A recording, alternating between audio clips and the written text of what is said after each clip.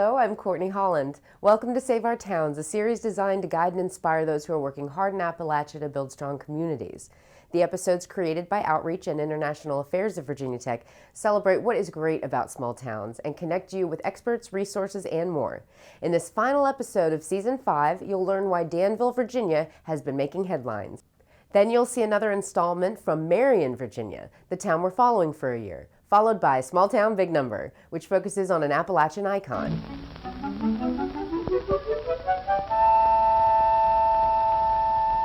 Your expert tip centers on why so many people love small towns. As always, we close with 3 questions for a mayor.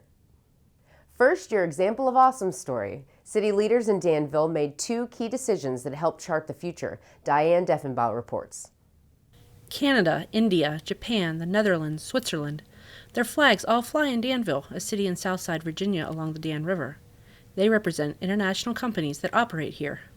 Global success, right? Not last year when a Virginia politician said that Danville is an example of everything that's wrong with the American economy and globalization. Campaign rhetoric included calling the city a boarded-up ghost town left for dead. Vice Mayor Lee Vogler grew up in Danville. I'm not going to lie, those first 10 years from about 2000 to 2010 were really tough here. Probably the toughest decade Danville's seen in a long, long time, if ever. A few decades ago, Danville found itself reeling when it lost its 2 largest economic drivers, textile and tobacco. It was a mill town that no longer had a mill. Residents moved away. In the 90s, Danville lost about 9% of its population, and even more in the 2000s. City leaders knew they had to act. Ken Larking joined Danville as city manager in 2006. A decision was made to work in our downtown area, create the River District, work with developers to revitalize and reimagine what a downtown historic tobacco warehouse might look like.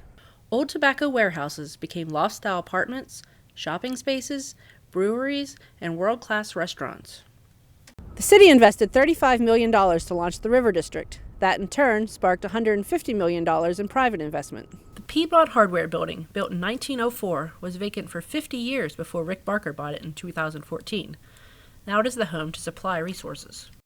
When we bought it, it was pretty sad. As we say in 2014, there weren't 2 people who wanted it. And we looked at it very differently, thinking that these great old warehouse spaces, they have good bones, obviously wouldn't have stood for 50 years without good bones. And they've just become a great backdrop for exceptional design. But that wasn't enough. City leaders recognized that an economic comeback would require jobs, and the manufacturing of the future would require a skilled workforce. The way the world is changing, and especially in the United States, is that more and more manufacturing is becoming high tech. It's requiring more precision work, more advanced work. So if we wanted to be successful in a new economy, we needed to provide the workforce necessary to meet the needs of the businesses that we're trying to recruit. The Institute for Advanced Learning and Research, Danville Community College, and the public school system teamed up to create a progressive training pipeline. Students earn their first industry credentials while in high school, then can continue training at Danville Community College before moving to the Gene Haas Center for Integrated Machining at the Institute. City officials say it's working in part because manufacturers help plan the curriculum. Students are able to train in a full-scale workflow setting. At first, some were concerned that the city was investing in people that would just leave town, but since 2014, half a dozen new employers have moved in.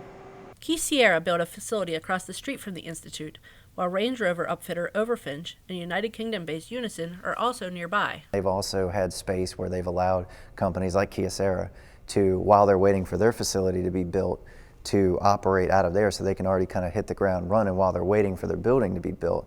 Danville hasn't solved all of its challenges, but population decline is slowing, the unemployment rate is 4.4%, and the investment of more than $85 million in redevelopment and workforce efforts has paid off. In just a decade, less than a decade, to be here to witness Danville's renaissance it's impressive. It's impressive that it's obtainable. It's a deliberate strategy. As I mentioned, this doesn't happen organically. This is deliberate. This once depressed city of 43,000 people is being called a textbook example of how to make a comeback. Again, nobody sat around feeling sorry for ourselves. We never said, oh, that's it, let's just give up. And it was tough what we faced. Some communities never recover from that, but Danville, in my lifetime living here, Danville's got kind of a fighter's heart. We don't quit. Deffenbaugh's next stop is Marion, where she reports on eye candy and angel wings. No matter the season, there's always a splash of color brightening the downtown in Marion, Virginia. Song of the Mountains, the Revolution, and other large public murals can be found around town, telling the story of the community as well as beautifying its streets. Ken Heath, Marion's Director of Economic Development, says it's important for communities to look attractive. The biggest thing we have to do is for us to continue growing is to keep up appearances.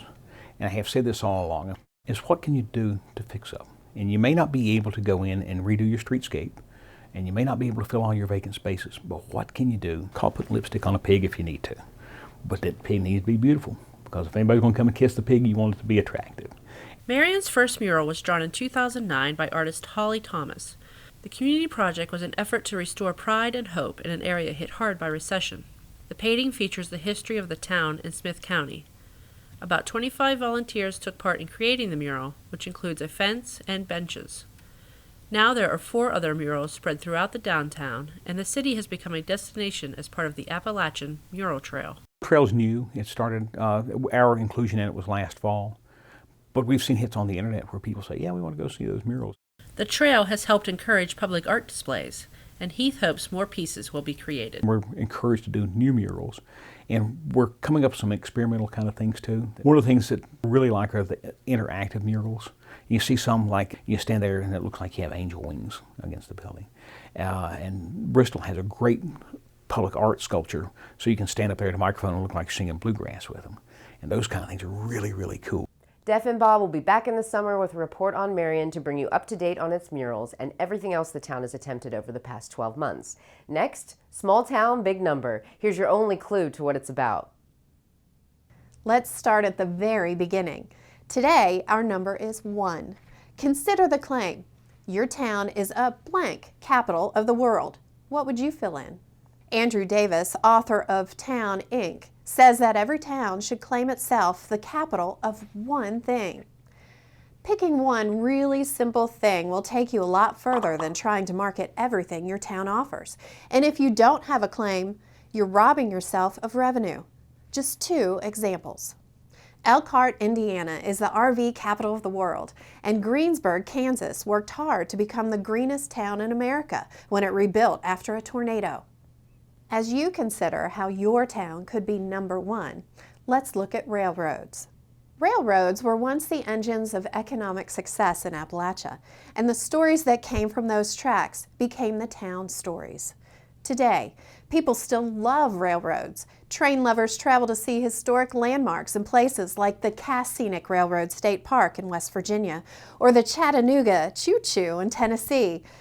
Railroad history seeps through the cracks of most towns in central and southern Appalachia.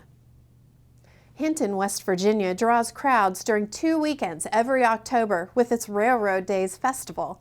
Bramwell, West Virginia has a small historic train depot, and Princeton, West Virginia has a much larger and more elaborate railroad museum. Clifton Forge in Virginia is the site of the C&O Railway Heritage Center, telling the story of the Chesapeake and Ohio Railway in a way that's attractive to tourists. Many train lovers plan getaways to heritage railways such as North Carolina's Tweetsie Railroad, which features a 3-mile train ride pulled by historic steam locomotives.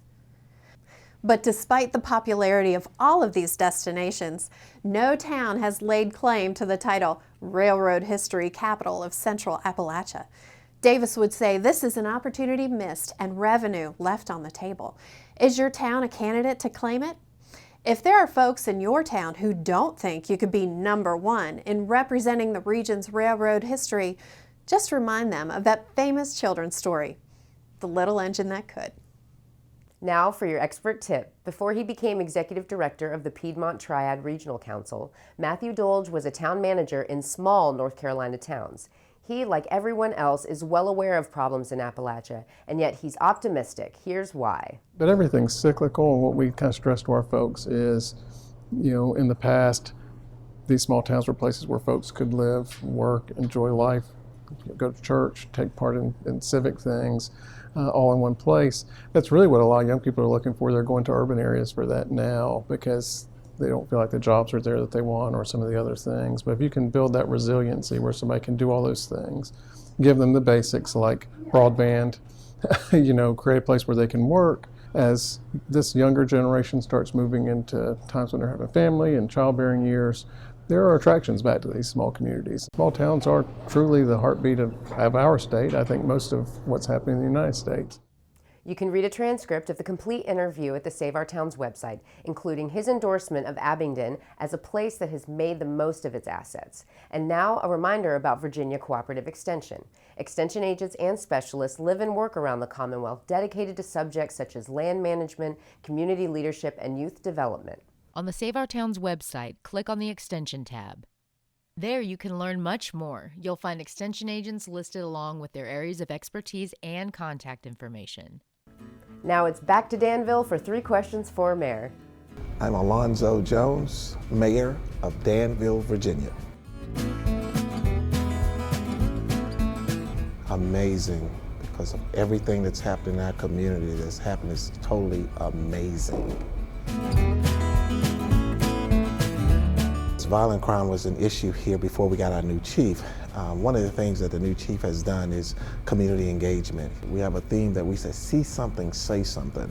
And so the community bought into that because anything that's going on in their community, we wanted their involvement. A lot of the crime in their communities, the police department had a tough time getting information, who did what. But now with this new initiative that we have with community policing, community engagement, that's really taken effect in the city of Danville to help reduce that violent crime. What's exciting about it is our river district is growing and it's paying for itself. We had a lot of resistance because people say you're pouring all that money into downtown. What about the other parts of the community? And now we're starting to expand and spread to other communities. The old saying is, how do you eat an elephant one bite at a time? So we took it one piece at a time. So we really have something for everyone. The growth is taking place for everyone in our community. Just not one group of people for the community, but the entire community. And that's what's exciting. Would you like to nominate your town for an Examples of Awesome story? We'd love to hear from you. To view past episodes and dive deeper into resources and a wealth of information about small towns, go to the Save Our Towns website, and please send your thoughts to saveourtowns@vt.edu. We read and respond to every email. This is episode 6 of season 5. We'll be back in the fall with a new season. Thanks for watching.